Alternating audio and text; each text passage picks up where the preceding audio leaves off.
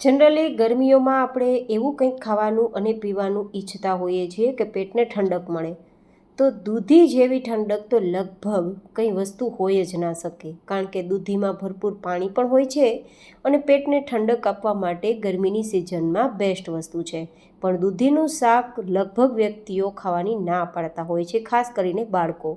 તો આજ ડિમ્પલ્સ ડિશીસમાં દૂધીની નવી વેરાયટી તમારી સાથે શેર થશે, જે તેલ વગર તૈયાર થશે અને ફટાફટ તૈયાર થશે. નાના મોટા દરેકને પસંદ આવશે. અને ખાસ વાત તો એ છે કે પેટને ઠંડક આપવાની સાથે પાચન પણ બેસ્ટ કરશે, અને જો પ્રમાણમાં ખાશો તો તમારું વેઇટ લોસ પણ થશે. તો ચાલો સૌથી પહેલાં આજની રેસીપી તૈયાર કરવા માટે દૂધીને છાલ કાઢી અને ખમણવાનું કામ શરૂ કરીએ. જો કે તમે નાના નાના ટુકડામાં ચોપ પણ કરી શકો છો, પણ જો ખમણશો તો ફટાફટ તમારું કામ થશે. તો આ રીતે દૂધીને મેં ખમણી લીધી છે, લગભગ 1 નંગ જેટલી છે અને ગ્રામમાં 250 ગ્રામ જેટલી છે. એન્ડ હા ગાઈસ, ઘણીવાર દૂધી કડવી પણ હોય છે, તો એકવાર દૂધીને ચાખીને પછી જ ઉપયોગમાં લેવી, નહીં તો એ કડવી હોવાના કારણે આપણા પેટમાં જશે અને પોઈઝનનું કામ કરશે. તો ખાસ એ ચેક કરીને પછી ઉપયોગમાં લેવું. હવે આપણે 2 નંગ જેટલા ટમેટાના નાના સુધારેલા ટુકડા લેશું. અહીંયા આપણે જે કાંઈ પણ સામગ્રી લેશું થોડી પ્રમાણમાં નાની સમારેલી લેશું. હવે એકદમ નાની નાની સમારેલી અડધા કપ જેટલી સુધારેલી ડુંગળી લેશું. ડુંગળી પણ ગરમીમાં આપણે લૂથી બચાવે છે, લોહીને પાતળું રાખે છે, ખાસ કરીને બીપીના પેશન્ટ માટે બેસ્ટ છે. સાથે 2 ચમચી આદુ અને મરચાંની પેસ્ટ લેશું. તમારી ઈચ્છા હોય તો લસણની પેસ્ટ લઈ શકો છો, પણ મેં લસણ નથી ઉમેર્યું. હવે અહીંયા 1 ચમચી જેટલી કસૂરી મેથી, જેને સૂકી મેથી તરીકે તમે લઈ શકો છો ઓપ્શનમાં, જો કે ના હોય તો સ્કીપ પણ કરી શકો છો. હવે થોડા લીલા ધાણા સુધારેલા, અને અહીંયા લઉં છું 2 કપ જેટલો ઘઉંનો લોટ, જેમાંથી રોટલી તૈયાર કરીએ ને તે. જો તમે વેટ લોસ માટે આ રેસીપી તૈયાર કરો છો તો તમે અહીંયા જુવારનો લોટ લઈ શકો છો, અને ખાસ કરીને જવનો લોટ આવે છે તે પણ તમે લઈ શકો છો. ઓટ્સ જે આવે છે તેનો લોટ પણ તમે લઈ શકો છો, પણ મેં અહીંયા ઘઉંનો લોટ લીધો છે કારણ કે અત્યારે મારી પાસે જુવારનો લોટ અવેલેબલ નથી.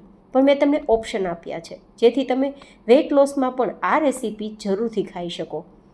હવે અડધા કપ જેટલો ચણાનો લોટ ઉમેરીશું, અને સાથે ખૂબ જ સારા સ્વાદ માટે અડધા કપ જેટલું ટોપરાનું છીણ, જે એકદમ ટેસ્ટી આપણી વાનગી બનાવશે. સાથે ટોપરું છે એ માઇગ્રેનના દુખાવા માટે બેસ્ટ છે, માથાના દુખાવા માટે બેસ્ટ છે, અને એનર્જી ભરપૂર આપવા માટે બેસ્ટ છે, અને ગરમીઓ માટે પણ ટોપરું બેસ્ટ છે.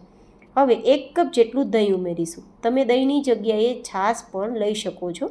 હવે આપણે થોડા 1 ચમચી જેટલા તલ ઉમેરી દઈશું, અને સ્વાદ પ્રમાણે નમક, જે મેં લગભગ નાની 2 ચમચી હોય તેટલું ઉમેરેલું છે, અને 1/4 ટીસ્પૂન જેટલી હિંગ ઉમેરી દઈશું.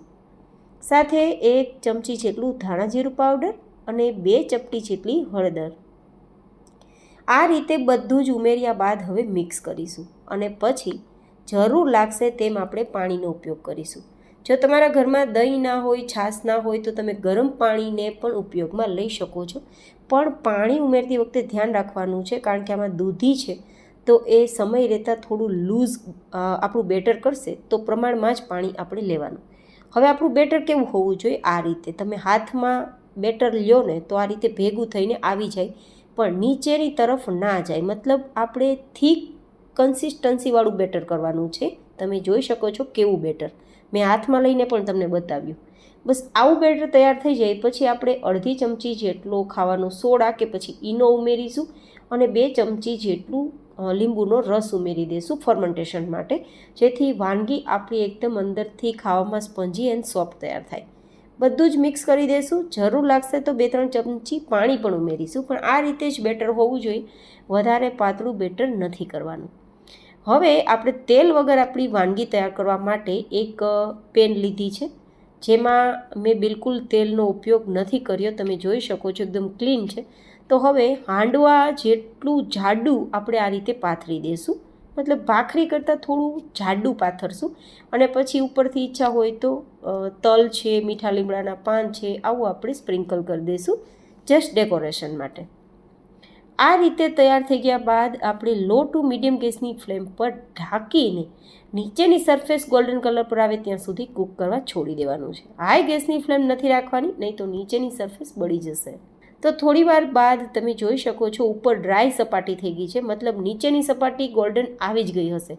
તો આ રીતે તમારે ચલાવીને ફેરવી દેવાની. તો નીચેની સપાટી પણ ગોલ્ડન થાય ત્યાં સુધી કૂક કરવાનું છે. અને બંને સાઈડ કૂક થઈ ગયા બાદ એકવાર તમારે ચેક પણ કરી લેવાનું કે અંદરથી કાચું નથી ને. મેક શ્યોર કે એકદમ પરફેક્ટ કૂક થઈ ગયું છે. તો પછી હવે તેને નીચે લઈ લેશું અને મનપસંદ ચટણી કે સોસ સાથે સર્વ કરીશું.